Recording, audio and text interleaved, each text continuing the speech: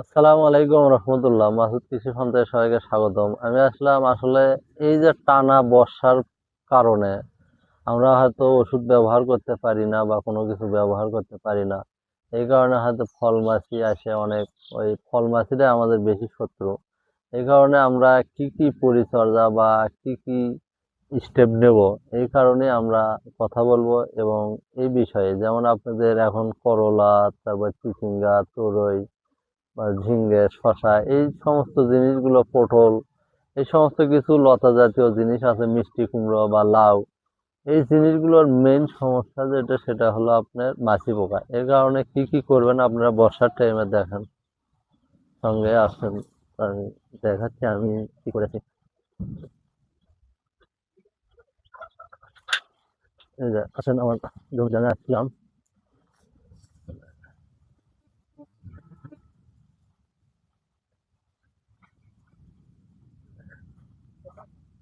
এই তো ইনশাল্লাহ আমাদের এখানে চিচিঙ্গা গাছগুলো কেবল উঠতেছে। এর আগে আমি এখানে শসা খেয়েছি, করলে আছে। এই তো আলহামদুলিল্লাহ জমিতে পানি আটকেছে। এই যে নিচে একটু শাক লাগাইছি, লাল শাক লাগাইছি। এই যে ফেরোমন ফাঁদের কারণে এই যে জালিটা নষ্ট হয়ে গেছে। এই কারণে আমি আসলে ফেরোমন ফাঁদ দিয়েছিলাম বর্ষার টাইমে। তো খুব সমস্যা, এই যে বৃষ্টির মধ্যে আসা দেখেন, জমিতে পানি বেঁধে গেছে।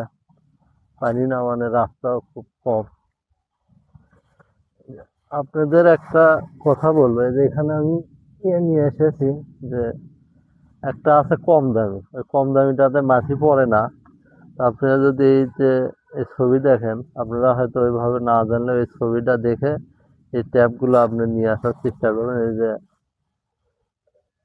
এদিক, এই যে এখানে আলহামদুলিল্লাহ দেখেন কত মাছি জমেছে। এই যে এই যে বর্ষার টাইমে পরিষ্কার করে দেবেন আপনারা যখনই এই সমস্ত মাছি পড়বে। এই যে এইভাবে সুন্দর করে লেগে দেবেন। কারণ যে আপনার এই তখন আপনার ওই মাছি পোকা আসে ওখানে আকৃষ্ট হয়, ওখানে পড়বে, আপনার করলে ধরবে না। এই কারণে আপনারা এই ফাঁদটা সবচাইতে ভালো। আপনারা ওই ফেরোমন ফাঁদের চাইতে এই ফাঁদটা আলহামদুলিল্লাহ অনেক ভালো। আপনারা যদি চান তো এটাই ব্যবহার করতে পারেন। আলহামদুলিল্লাহ এটাই ভালো। তারপরে একটা ইস্পাহানির আছে, ওটাও দিতে পারেন।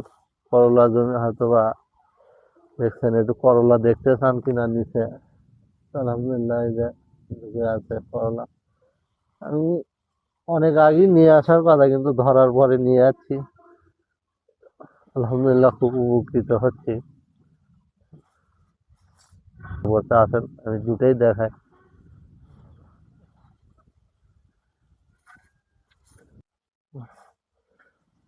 এই যে এখানে আরো আছে ফাঁদ।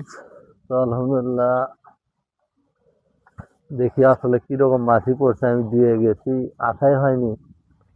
আমি আসলাম জানলার তলায়,